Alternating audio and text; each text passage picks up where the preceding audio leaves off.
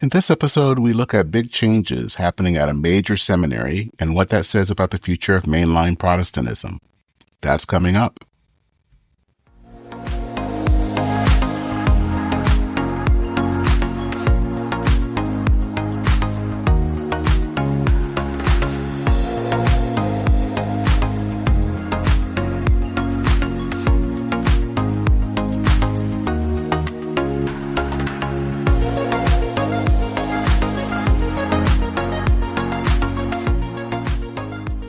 Greetings and welcome to Church and Main, a podcast for people interested in the intersection of faith, politics, and culture. I'm Dennis Sanders, your host. So if you've been listening to this podcast over the last 4 years or so, you've heard me say probably more than once that I'm a graduate of Luther Seminary in St. Paul, Minnesota. I graduated there in 2001 with a Master of Divinity. I was there from the late 90s until 2001. It was an interesting time. It was a time that the seminary wasn't as ecumenical as it is now. And so being a Disciples of Christ seminarian at a Lutheran seminary made it really interesting. But I really enjoyed my time there. I got to meet a ton of people that I'm proud to call friends. So last week, I found out, really out of the blue, and probably like a lot of other people found out of the blue, that Luther is planning to sell its remaining property by 2027 and find a new location somewhere in the Twin Cities. Now, in some cases, this isn't surprising. The seminary had been in some bad financial shape about a decade ago, and they basically slowly sold parts of the campus over the last 10 years.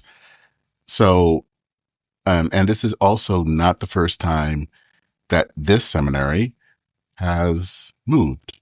In fact, but it's been in its location in very nice part of St. Paul for about 120 years. And it's also, to be honest, not the first time that a seminary has had to sell its property and move. United Theological Seminary of the Twin Cities, which is a United Church of Christ seminary, sold its property.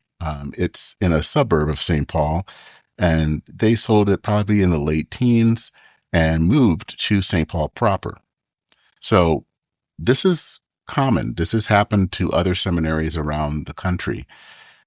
But the selling of the seminary, of Luther Seminary, is the end of an era.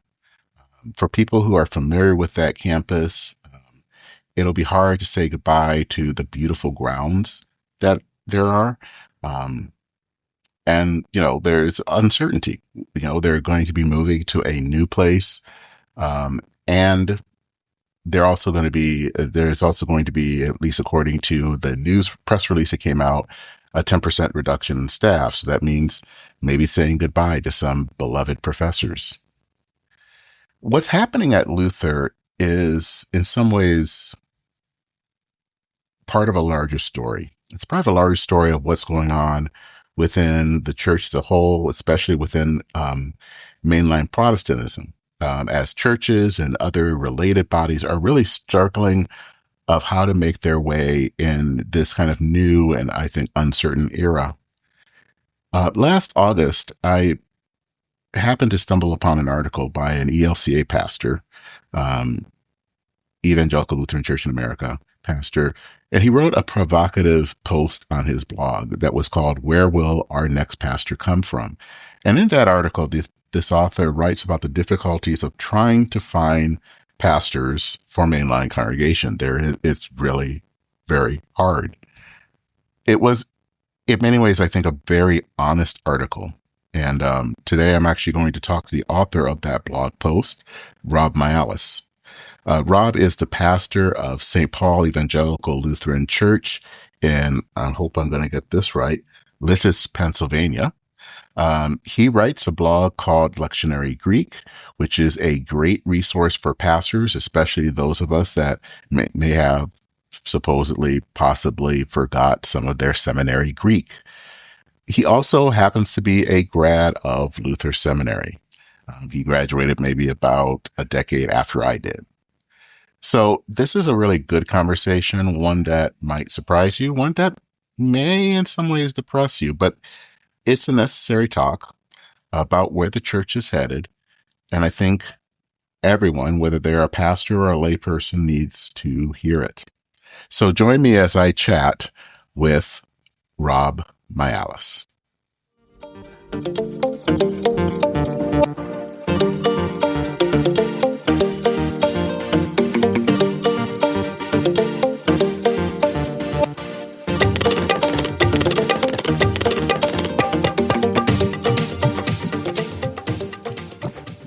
Well, Rob, thanks for taking the time to chat this afternoon. Yeah. I wanted to start things off by knowing a little bit more about you and your faith background and kind of your current call. Sure. Well, thanks so much for having me, Dennis. Again, my name is Rob Myalis. I am a Lutheran pastor in the ELCA. I grew up in Pennsylvania. In my 20s, I lived in a lot of really big cities all over the world and all over the country. And then my first call was in the kind of more rural part of Pennsylvania.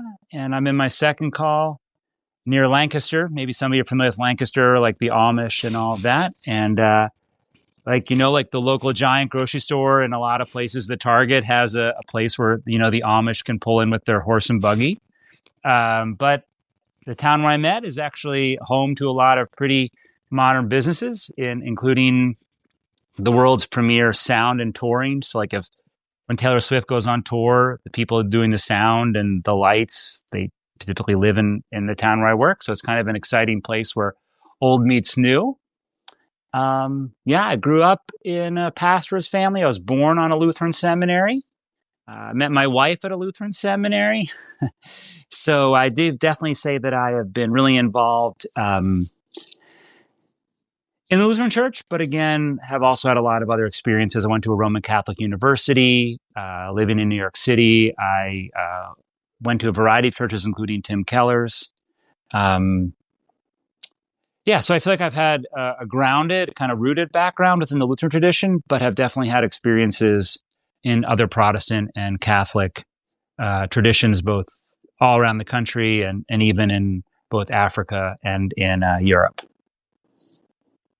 So one of the reasons that I brought you on, and early on, it was to talk about an article you had written back in this last summer 2024, that had a fascinating title of "Where Will Our Next Pastor Come From?"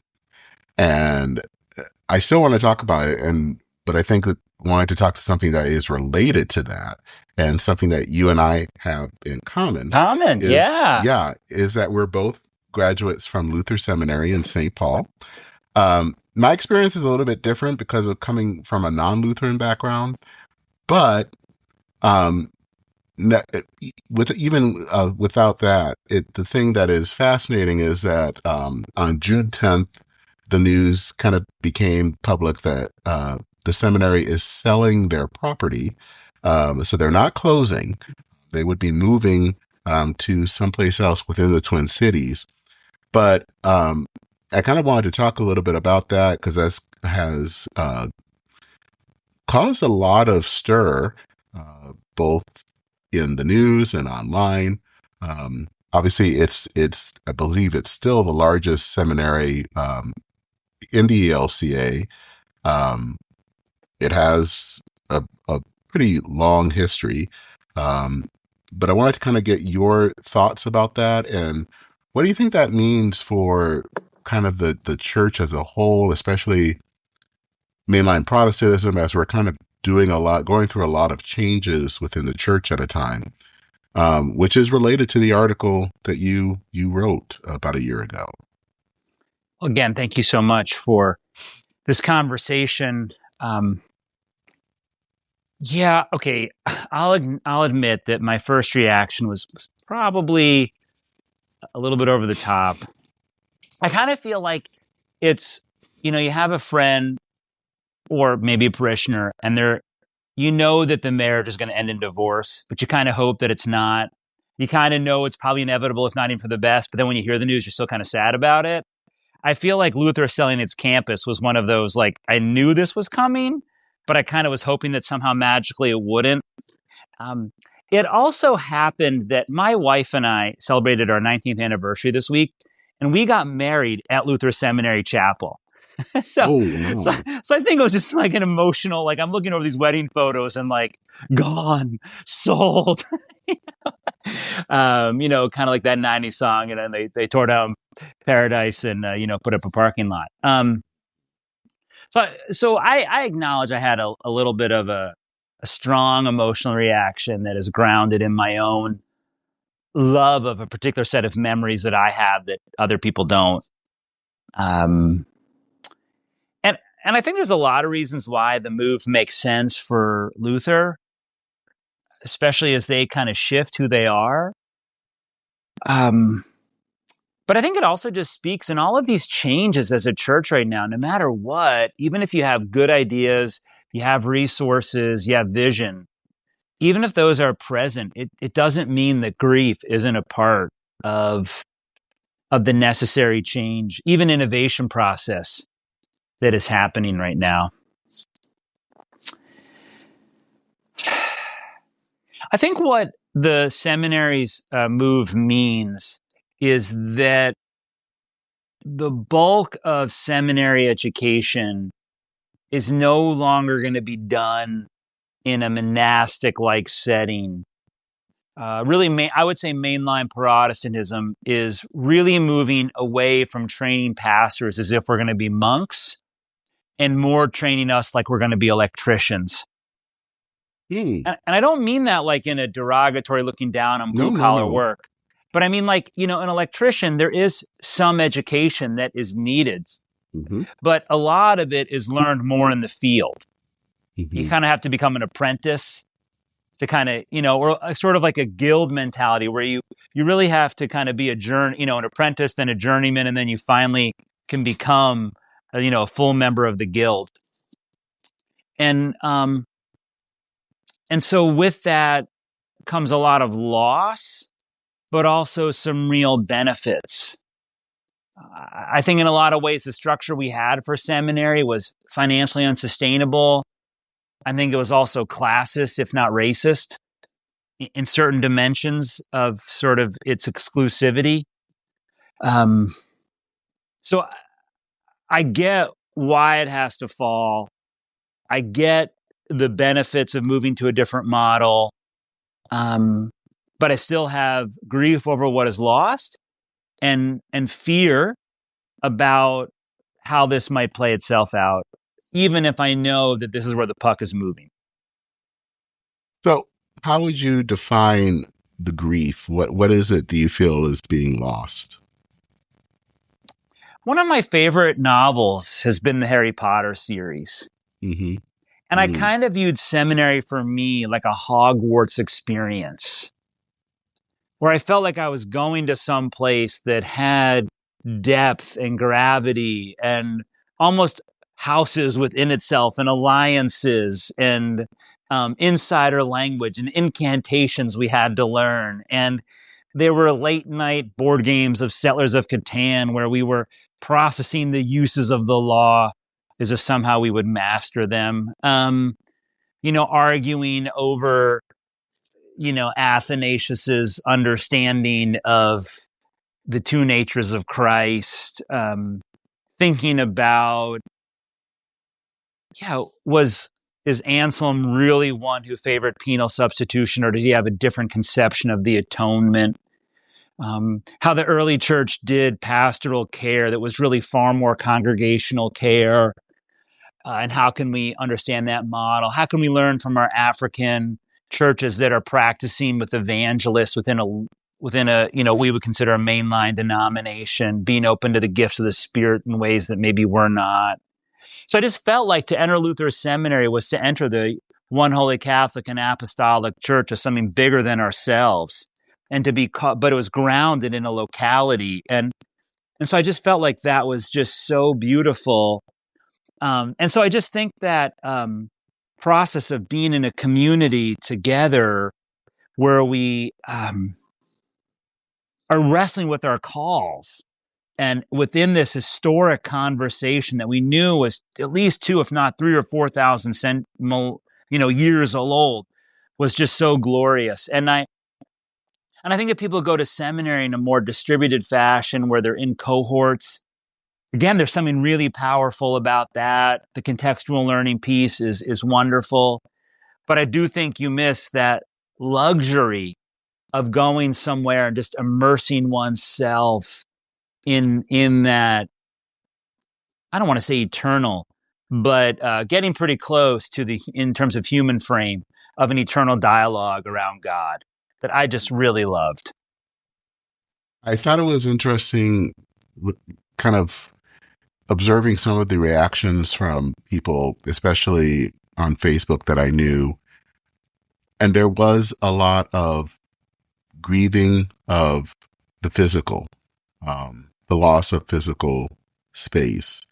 At the same time, I found out about it actually in a meeting in Virginia with several other people in a pastoral cohort. And maybe, I think, 2 or 3 of those people who are in that cohort of 10 total, besides myself, were also grads from Luther. And one of them was distributed learning. And so his was a very different experience as opposed to everyone else's experience. I still haven't really kind of talked to him about that yet, but I think it's fascinating. People who may have graduated within the last maybe 10 years and older have a different understanding of the place, as opposed probably to people who graduated within the last 10 years. I think that's a really fair observation. I was on the alumni council in the mid kind of teens. Mm-hmm. And when I went back to campus, I was struck by how kind of dead it had become compared to when we were there kind of in the single digits of the 2000s, that it really was just a different campus. And so smaller. I think for a lot of people, it's not as much of a loss as those of us who sort of remember the Hogwarts era. Mm-hmm. And I think for people to have been there in the last couple of years, I don't think they're as sentimentally as attached.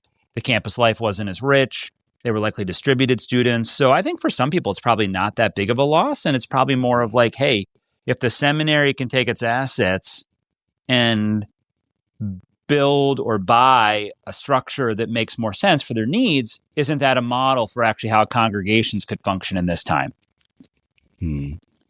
So I think, so in that sense, I wish that maybe the seminary had also, in their announcement, started to put forward a stronger vision for what they actually hope to do. I thought, instead of just adjectives like this is nimble, I think they needed a vision and to say like, hey, we're going to be in the wilderness, but there is a promised land, and this is what the promised land looks like. Here's what the milk and honey flowing is like. And I think in terms of I would like to offer a critique here in terms of leadership. It is bold leadership to say the mission is more important than the place. But I think they needed then to really heavily articulate what actually is the mission, and not in that really 10,000 foot, like to educate future leaders. I mean, like, how is this actually going to be done? And what is this actually going to look like? So I think they needed to articulate a vision for what's going to happen next. I think that really would have helped.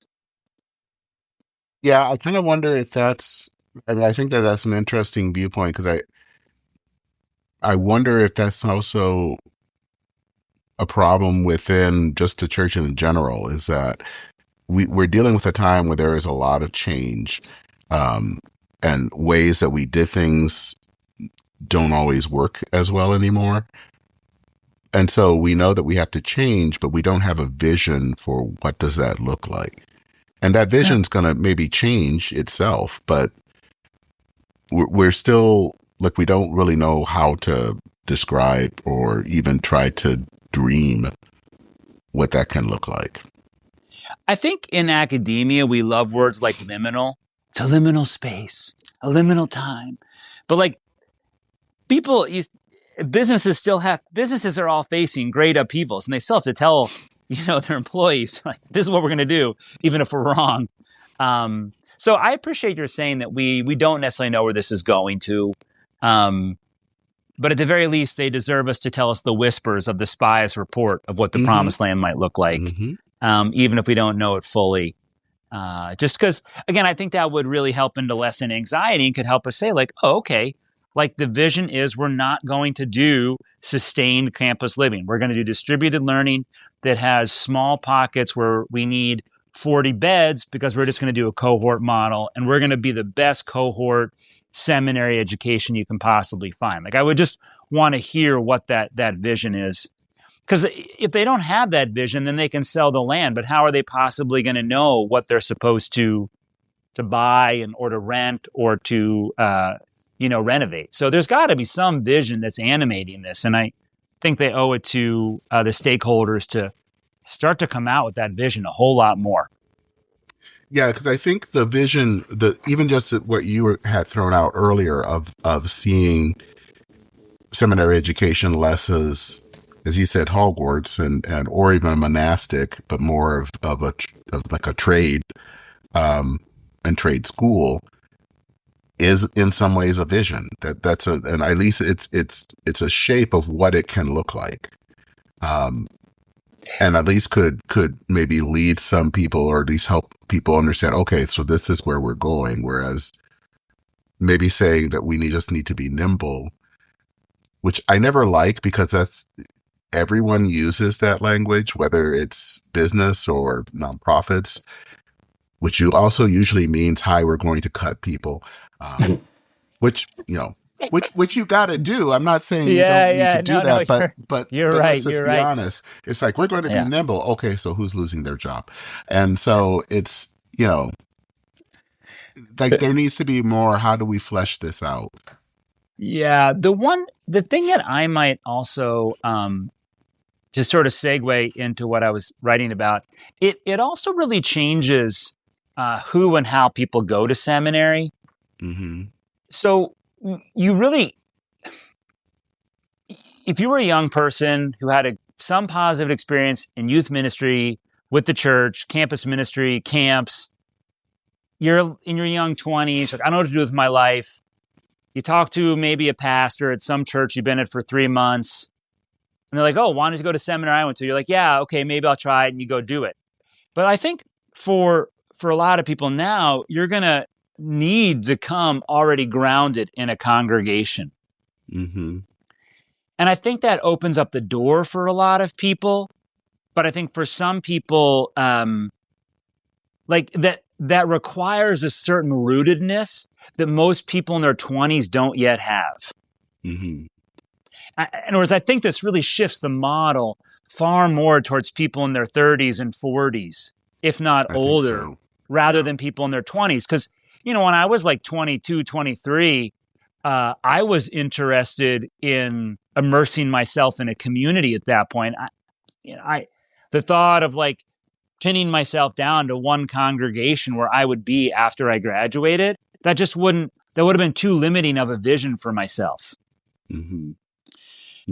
And what I think is, so from the people going inside, again, they're probably going to be older and more established, rooted, because you have to have roots now in order for the system to work. I mean, you have to be tied to, in other words, your distributed programs are saying that the loss of the monastic experience is going to be replaced by hands-on experience in a congregation. And for a lot of people, that's a fine trade-off.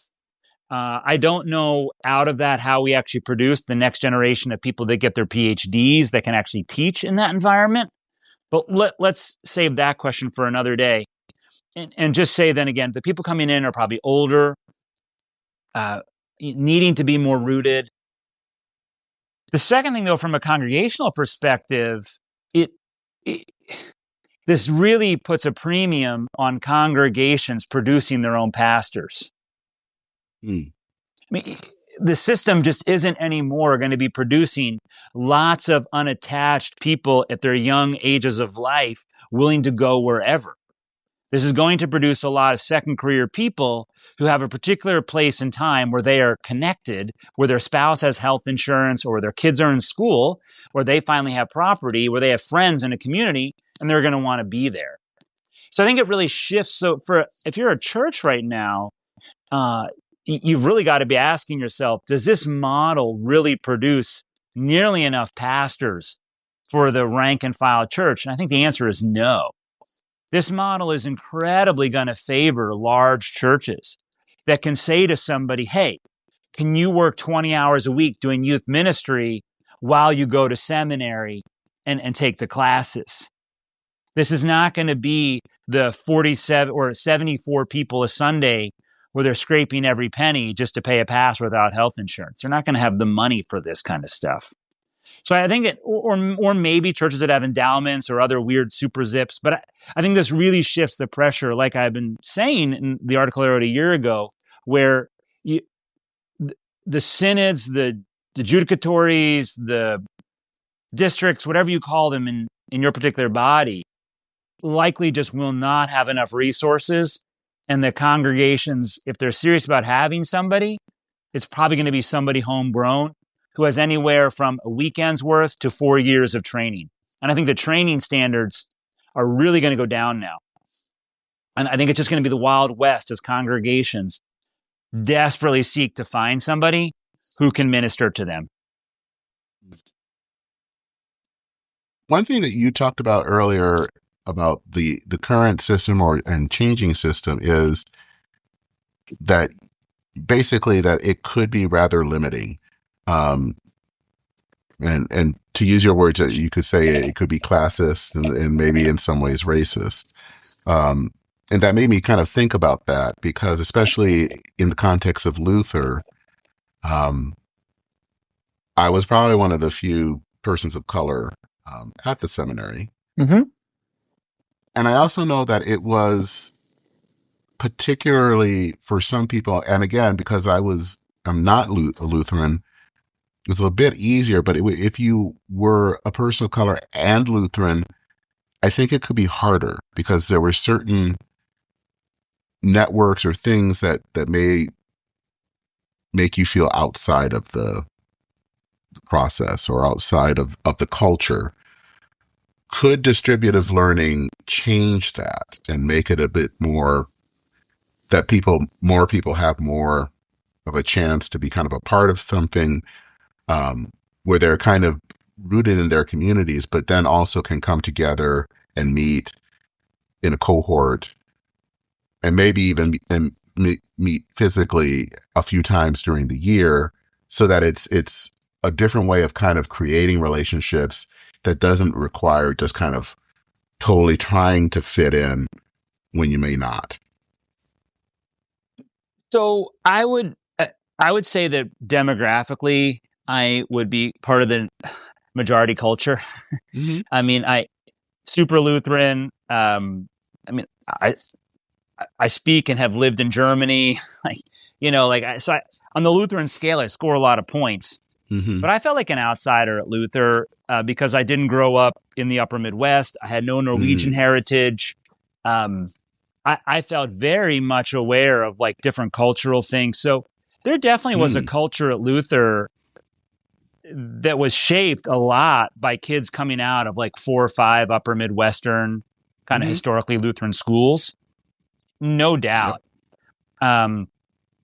Like quickly I had to learn all about the differences in Gustavus Adolphus and Concordia and St. Olaf and why they all didn't like each other, or why they all loved each other, whatever. I mean, it just was a whole thing. And so culturally, I think there was a way in which the seminary, this is why I'm not, my experience may be different than a lot of others. I felt ultimately that I was a part of that community. It took about a couple of months. Actually, it's really funny. When I first got there, I think I was like, why is everybody so quiet, indirect, never critical to people's faces? They never interrupt. There's like that 3-second pause after everybody finishes something. This is so slow. Then like my second year, a couple of people from the East Coast showed up at Luther, and I was like, why do they talk about themselves so loudly and interrupt everybody all the time? So yeah, there's definitely cultural norms, and I think if you have a distributed model, those norms are going to be shaped by all these different groups that are coming together, and there might not be singularly like a monolithic or a dominant culture. So I could see there could be some more fissures and cracks where people could fit in more easily. Hmm. And again, you wouldn't have to be at a point in your life where you could say, oh, for 2 or 3 years, I can go without making any money and just simply run up student debt, which is what many of the people going 20 years ago were in a position to be able to do. Yep. And a lot of people did. Yeah. So again, to me, I see, like, I have my own sentimental grief. I have a sort of an intellectual openness to this, but I also think just concretely, like when it goes back to like how the denomination and the structure is changing, seminaries and synods are just, or mid-level adjudicatories are just not going to be as powerful anymore. And their power was in their numbers and their ability to just kind of supply congregations and be the gatekeepers for pastors. And if they don't have that supply anymore, then congregations aren't beholden to that. And congregations are just going to do whatever they want. And because they're anxious and they want pulpit people in their pulpits. So I think it just hastens, to me, this is one more of the canary in the coal mine in terms of the just radical shifts, the tectonic plate shifts in terms of how the power works within Protestant denominations. And the winners of the change of Luther are the largest ELCA churches in the country. Because now this means that they really, they're going to call the shots in terms of where they send candidates. And they're the ones that are going to be doing most of the educating of pastors now. So then where does that leave smaller congregations? What it leaves them is negotiating with synods around how to get pastors who probably don't get as much theological education. This is just what we're seeing at the margins, where people are suddenly borrowing, and stealing to find pastors. So I think that it may be that Luther Seminary is able to develop all sorts of ways. The ELCA used to have all of these different rosters of various levels of education, but because we're so clerical, like we literally had a multi-tiered system of rostering with like kind of 1 year of seminary, 2 years of seminary, 3 years of seminary, 4 years of seminary. And we just kind of all compressed it into one. We don't have any more of sort of that kind of like along the way people that we could deploy quicker. So it may be that the church is able to come up with sort of some evangelists or whatever title they want to use to kind of do this. But my sense is that it won't be driven by the national church, that different seminaries will be coming up with different programs, different synods or different kind of districts will be coming up with their own programs. I just think it's the balkanization of the church, where everybody's kind of going to do their, in an ecosystem that's collapsing, people will find a way to survive. And they will likely care less about the other members of the ecosystem and more about their own denomination, their own region, their own synod, their own district, rather than the whole. That's my sobering take. So then what does that mean for the church? I mean, when you kind of have everything that's so kind of bespoke, what does that look like? Is it more Wild West? Is it more... Oh, yeah. I just see it being the Wild West, because I think, I just found out I'm in a synod, again, a mid-level adjudicatory. We have 220 churches in central Pennsylvania. Mm-hmm. I just found out that last year, half of those churches didn't have a baptism. And those are churches that reported, right? So you figure a lot of churches that didn't have baptisms, they're not the one, so that statistic of half is an upper bound. It's probably only like a third of churches in my synod actually had a baptism last year. And that just means that there's so much more contraction that's likely to happen. So I think there'll be a way in 10 or 15 years when different networks have solidified that likely ignore some old denominational lines. I think there'll be a handful of seminaries that have figured out how to do either in person as a niche or distributed. I just think the next 10 to 15 years are going to be a lot of people pushing in a lot of different directions for their own survival. Mm-hmm. And then we'll get on the other side, and there'll be a lot fewer mainline Protestant institutions, but those that survive will be those that adapted, and they'll probably be healthier. So I think it's going to be just a grand winnowing the next 10 years or so. Which, again, is terrifying. There's going to be a lot of grief, a lot of bad theology, a lot of really cool things that happen, a lot of innovation. And in the end, we'll kind of take stock and be like, whoa, that was a whole kind of quarter century of seeing the breakdown of 20th century institutions. And again, then we'll be on their side. And I think we'll have at least a better sense at that point of who made the right bets and what institutions had the right combination of leadership, of piety to kind of survive. What do you see happening, especially kind of talking about Luther, but also congregations? I mean, how do we kind of make sure in this time, or maybe we don't, maybe it's not, we're not able to do this, but in a time when there's going to be kind of, in some ways, a lot of chaos, that could ultimately lead to some kind of a new paradigm. Is there a way of making sure that there aren't kind of the downsides of that chaos, where there could be abuse of some type? So it's going to be creative disruption. Hopefully it's just not creative destruction. Yeah. So how do we have this? How do we acknowledge there's going to be disruption without it being totally destructive? I don't know. That's something I ask myself about a lot. What is my obligation to other congregations in my area? Who can I help? Who would it be presumptuous of me to think that I could help? So I'm not sure about that. I think, again, there will be congregations of different sizes and shapes and historical heritages that are able to kind of figure it out. But I just don't know how to, besides really trying to be open to working with churches in creative ways. I just don't know how there's not going to be a lot of hurt feelings. And people I was talking to the former president of Luther Seminary. He now is working at a seminary in Florida that he's helped get off the ground that other ELCA seminaries don't like, but the bishop down there thinks it's a great way for them to train people who are able to serve in Hispanic communities.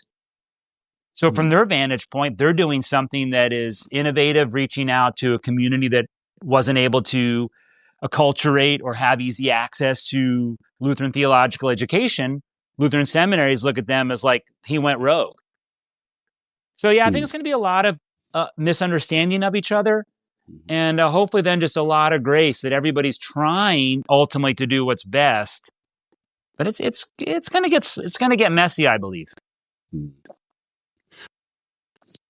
Where do you think deacons fall in all of this? Because that's in the LCA tradition, it doesn't have a long history, or it has some in predecessor bodies, but I do see more and more churches kind of having deacons. Is that going to be part of the future? Well, first, I'm going to need to go pretty soon for Sure. Yep. My church is going to actually doing a strategic planning meeting tonight. But that question is kryptonite for me because my wife is a deacon in the Lutheran Church. Oh, okay. So you'll have to call both of us back, and then we can both talk about that. So I want to be careful that if my wife hears this, that I don't say anything wrong. But the short answer is, there's going to have to be ways in which we have people in ministry that aren't just going through word and sacrament ministry, that we're training for different ministries. The history of the deaconate in the Lutheran Church is complex, varied. It's its own sort of romance and tragedy novel all at once. But definitely there are plenty of churches that have been able to utilize non-pastors who have theological education, who have been consecrated or now ordained, as well as other forms of lay leadership. So just to sort of the broadest answer is there's going to be all sorts of levels of education and alignments of training to make this work. Okay. Well, I do want to, knowing that you have keep you and that you have a heart out. I do have one final question: is if people want to know and communicate with you a little bit more, where should they go? And this is also a way of letting people know about your blog. Sure. Yeah. So I do a Greek blog, sometimes Hebrew, but on the lectionary passages. Mm-hmm. And it's lectionarygreek.blogspot.com. Lectionarygreek.blogspot.com. You just type in Rob Myalis Greek, it'll probably take you there. And I also have some passages there from the narrative lectionary you can search by scripture. And I've just, that hopefully provides some nuggets for preaching. Mm-hmm. A couple maybe words, tenses, constructions, verb tenses, so forth. That's probably the best place to go. You can also just email me. You could do, Rob. You can either do my work at rev.rob at stpaullidditz.net. And if that's too hard, you can just do Robert Myallis at yahoo.com. Okay. But that's actually how we ended up connecting. And I love that it's become a resource for others, and it gets me to meet people who I have something in common with. We both went to Luther Seminary, yet you're in a different denomination, in a different state, yet we still have the word in common. So maybe we can end on a note of common that as the church moves ahead, we may not have the same denominational structures. They may all be crumbling in some ways, but the word endures. Yep. And that's the final hope. I think so. I think the unity in Christ is what matters in the end. So. Mm-hmm. All right. Mm-hmm. Well, Rob, thank you so much for this time, and hopefully we can talk again and maybe include your wife to talk about the diaconate a little bit more. No, I know she's much better looking than I am. So you would be better. So anyway, well, hey, thank you so much, and have a good night. All right. Take care.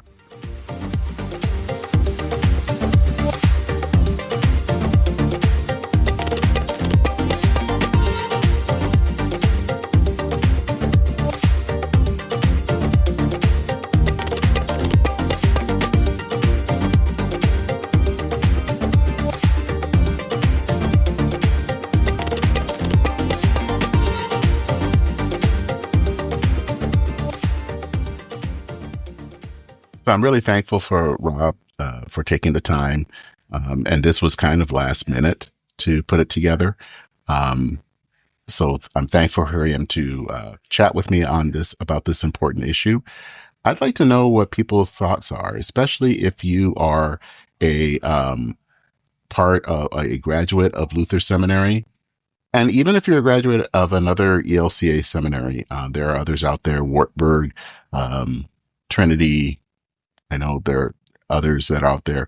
I'd love to hear what you are thinking about all of this. If you would like, please drop me an email at churchandmain, that's all one word, at substack.com. I will include a link to Rob's article. I think, like I said, it was a really good article, and I think worth reading. Also, if you want to learn more about the podcast, if you want to listen to past episodes, visit churchandmain.org. And you can also go to churchandmain.substack.com to read related articles. If you'd like to donate, you can do that two ways. You can donate via Substack. So go to the Substack site.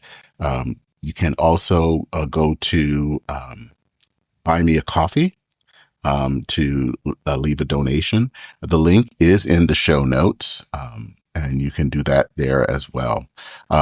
Doing that helps to make sure that I can continue to produce great contents such as this episode.